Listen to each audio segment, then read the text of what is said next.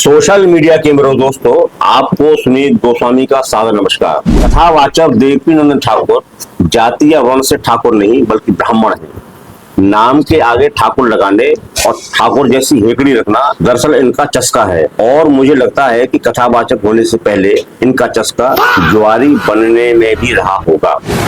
इस वीडियो में देवकीनंदन पर मैं बस दो ही सवाल उठा रहा हूँ। एक सवाल तो यही है कि क्या देवकीनंदन ने कभी ज्वारी बनने की प्लानिंग की थी? इस सवाल पर मैं अभी थोड़ी देर में आने वाला हूँ। मेरा दूसरा सवाल है कि देवकीनंदन जिन धार्मिक कार्यों को करने के उपदेश लोगों को देते हैं, उन पर खुद अमल क्यों नहीं करते? जब आदमी उपदेशों पर खुद अमल नहीं करता तो वह पाखंडी कहलाता है।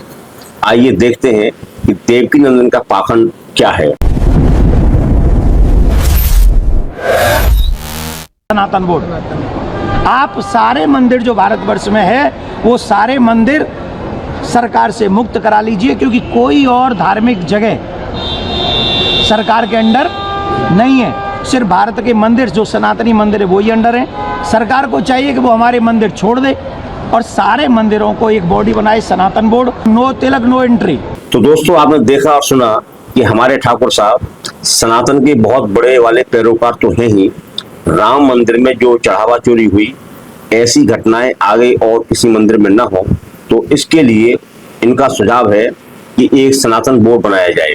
अच्छा, सनातन बोर्ड का जो आइडिया है, जो मसौदा है, जैसा कि वे बता रहे हैं, मुसलमानों के वक्फ बोर्ड से दिया गया। वैसे तो ये इस्लाम के मुसलमानों के तगड़े विरोधी हैं, लेकिन सनातन बोर्ड का आइडिया इन्होंने यहीं से लिया।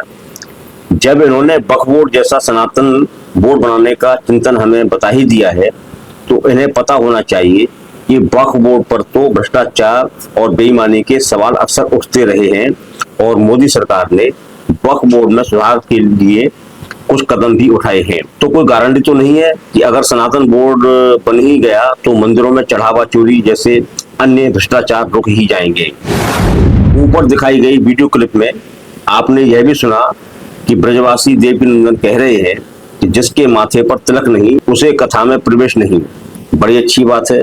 मस्तक पर तिलक तो सनातन धर्म की बड़ी ही अनूठी खोज है। तिलक से आज्ञा चक्र शीतल रहता है, मनुष्य अनावश्यक क्रोध से बचता है, उसका ज्ञान भी बढ़ता है, क्योंकि तिलक लगाते ही आज्ञा चक्र सक्रिय हो जाता है। आप चाहें तो पीछे जाकर क्लिप को दोबारा देख लें। आप पाएंगे कि कथावाचक देवकीनंदन ठाकुर ने खुद अपने मस्तक पर तिलक नहीं लगा रखा है।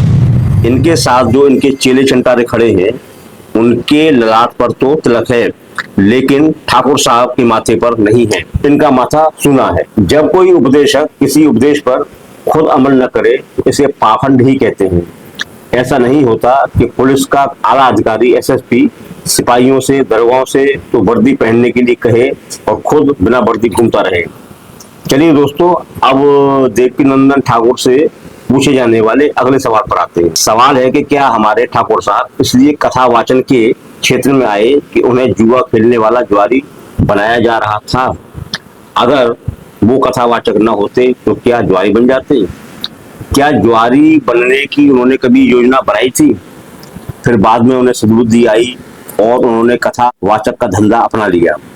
ये सवाल क्यों है, इसके लिए पहले ये छोटी सी क्लिप देखिए। गृहस्थी अगर कोई संत महात्मा है तो क्या उनको अपने बच्चे को कुछ और कार्य में लगा देना चाहिए? मैं अगर यहाँ से बोलूंगा, बहुत सारा मीडिया है, क्या मैं उन्हें ज्वारी बना दूं? दोस्तों, आपने देखा और सुना कि देवकीनंदन ने अपने पुत्र देवांश ठाकुर को कथावाचक बना दिया है, जो कि अभी बालिग भी नहीं है।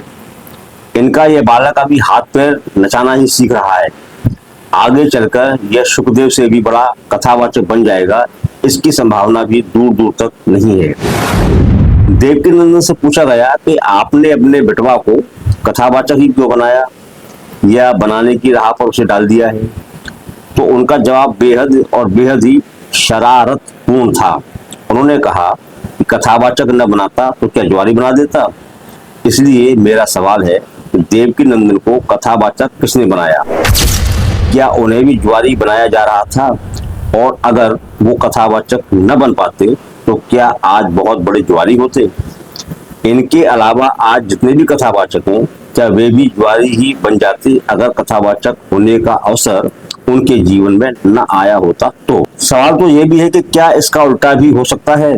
मतलब आज जितने भी जुआरी जुआ खेलने में मस्त हैं, देवकी नंदन इन जुआरियों को कथावाचक बना सकते हैं क्या?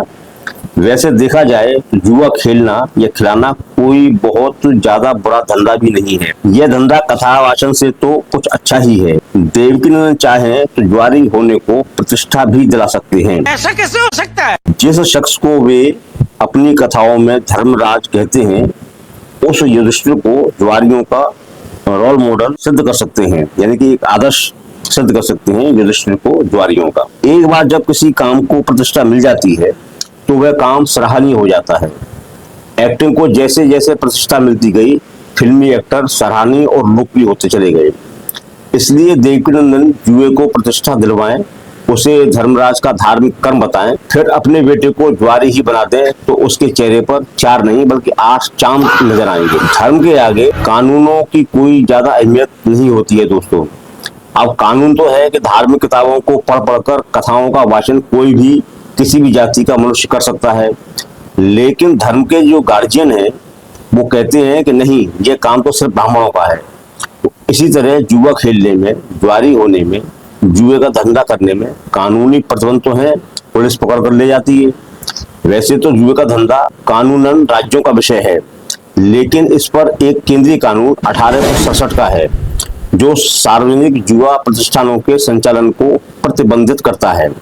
लेकिन कुछ राज्य हैं जहां जुआ खेलने की पूरी आजादी है, मतलब यहाँ कोई प्रतिबंध नहीं है। गोवा, सिक्किम तथा केंद्र शासित दमन और दीव, ये 4 राज्य ऐसे हैं जहां कैसीनो संचालन द्वारा जुआ खेलने की अनुमति दी गई है। इसलिए देवकी नंदन चाहे तो अपने बेटे को इन राज्यों में जुए का धंधा करा सकते हैं, क्योंकि उनके पास विकल्प 2 ही है, या तो वे अपने पुत्र को कथावाचक बनाएं या फिर जुआरी। कोई और विकल्प उनके पास देवांश के लिए है ही नहीं। वे न तो उसे चित्रकार बना सकते हैं, न साहित्यकार, न पत्रकार, न संगीतकार। तो या तो उसे कथावाचक बनाएंगे या फिर जुआरी बनाएंगे। चूंकि कथावाचन में व्यक्ति का अपना कोई कौशल नहीं होता, व्यक्ति पूरी तरह धार्मिक किताबों और कबीर, मीरा, तुलसी, रैदास आदि की कविताओं पर निर्भर रहता है, उन्हीं को पढ़ कर सुनाता रहता है। इसलिए कथावाचक से ज्यादा जुआरी होना अच्छा है। एक कथावाचक सिर्फ अपनी जेब भरता है, जबकि जुआरी या जुए का कैसीनो चलाने वाला व्यक्ति दूसरों की जेबों को भी भरता है। तो जब जुआ खेलने में कानूनी सुविधा भी हासिल है और युधिष्ठिर के तौर पर धार्मिक मान्यता भी मौजूद है, तो देवकी नंदन को एक बार फिर विचार करना चाहिए कि वे क्यों ना अपने बेटे को जुआरी ही बना दें। दोस्तों, इस चर्चा में बस इतना ही। मेरा आग्रह है कि ऐसी ही वैचारिक चर्चाओं में बने रहने के लिए मेरे चैनल को सब्सक्राइब करें, घंटी का बटन दबाएं और इस वीडियो को ज्यादा से ज्यादा शेयर करें। आपका बहुत बहुत आभारी, सुनील गोस्वामी।